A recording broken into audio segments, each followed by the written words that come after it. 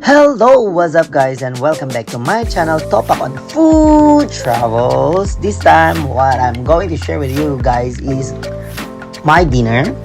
And by the way, that's why I'm taking this video, because this is my first time to try this kind of restaurant, which is I want to share with you, because honestly the purpose is to share and recommend as well to try it, because so far the food is really good, and the service is like really nice, and also the servings of the food is like very decent and not bad. The price, and especially of course the taste. Okay, and dahil tinake ko din tong video na to because for me, for my memories, kasi I want to save memories, which is everything that I tried for the first time will be keep into my channel. So if in case if I want to watch my videos and remember everything, for at least I got this kind of memories that it makes me to remember happy moments. Okay, and this is my first time, once again this is my first time to try it, kasi dumadaan-daan na ako dito before, and I'm staying next mall nearby. Yung house namin is very close talaga sa next mall na to, and every time, or not every time, sometimes pumupunta kami dito na kumain, lalo na kapag tinatamad kaming magluto. Kasi just to be honest, hindi naman ako professional na chef na magluto, pero magaling din ako magluto.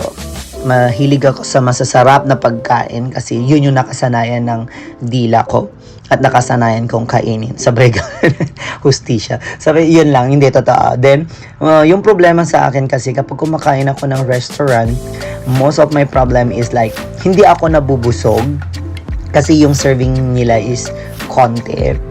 Second is like, I find it expensive pero hindi worth it. Pangatlo is like, hindi siya appropriate dun sa amount na binayaran mo, tapos hindi pa ganun kasarap. Yun yung mga problema sa akin na nai-encounter kapag kumakain ako ng restaurant. Kasi nga, sabi ko nga, marunong ako magluto at mahilig talaga ako sa malalasang pagkain. And this time, that's why, diba? Kaya I take these videos to share with you guys that I really love this restaurant, and for you must try also, and then can recommend with your friends. They got a lot of different kind of dishes that they can offer, and the serving is really decent, and feel ko naman may i-enjoy nyo. Kasi ako na-enjoy ko. Kasi, just to be honest, I wanted to go back again and tried some different kind of their dish. Ayan. At linuluto nga nila sa harapan namin. We're so lucky kasi talagang sa harapan mismo ng chef kami kumakain. While we are eating, we are enjoying also watching different kind of dish that they are cooking. And yun nga guys, thank you for watching.